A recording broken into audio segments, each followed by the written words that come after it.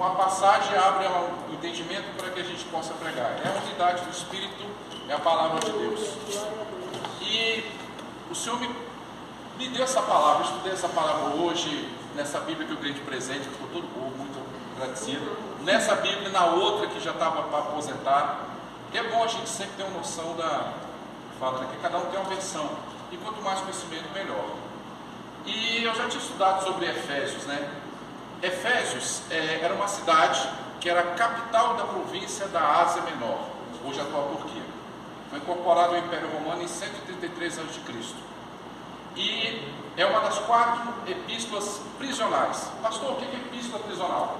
O apóstolo Paulo, convertido, um homem que antes era um homem que batia, um homem rebelde, todos conhecem a história, vou falar. Paulo teve um encontro com Jesus Cristo, foi quebrado, se transformou um grande pregador, metade do Novo Testamento saiu das mãos de Paulo, de perseguidor passou a ser perseguido, e quando ele escreveu as epístolas prisionais, ele estava em Roma, mais ou menos Atos 18, 19, fala que ele escreveu aos Efésios. Então as epístolas prisionais, porque ele estava preso em Roma por amor evangélico, então as epístolas prisionais elas são Efésios, Filipenses, Filemão e Colossenses.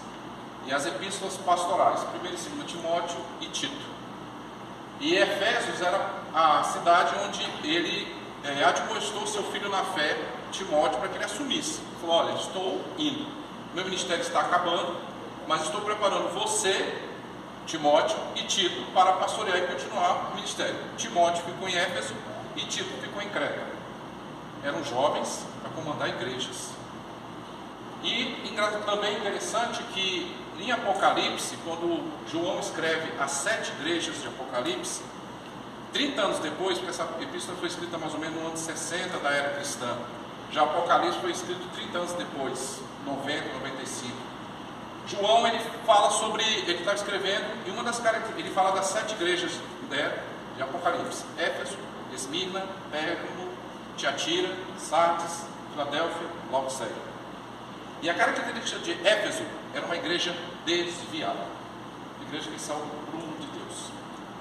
E aqui, Paulo, quando ele escreveu essa epístola, ele fala justamente sobre Cristo é o cabeça e nós somos o corpo. E essa epístola também é interessante, que ela tem duas orações, essa aqui no qual eu li agora, e Efésios 1, 15 a 23. E o apóstolo Paulo ele fala para os Efésios sobre a oração. Cristo é o cabeça, nós somos o corpo. Nós temos que ser liderados por Cristo. Não foi só para os Efésios que ele escreveu, porque Paulo, quando ele escrevia, por exemplo, Coríntios ele tinha uma missão, Gálatas tinha uma missão, Filemão uma missão, Filipenses, cada uma tinha uma característica. Éfeso, ele fala da unidade pessoal de Cristo.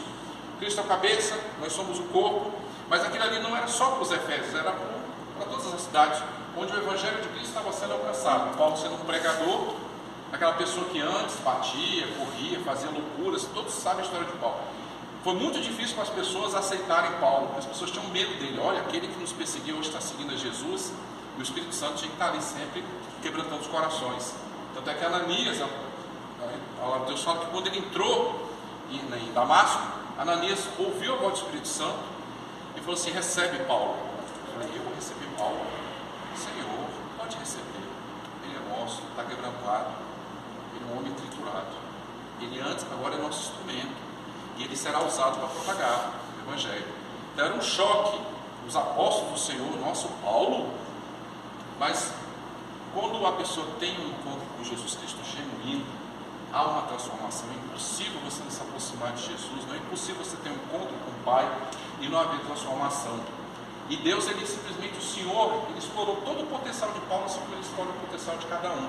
Ele não ia perder Paulo para o inimigo, e usou Paulo para escrever metade do Novo Testamento.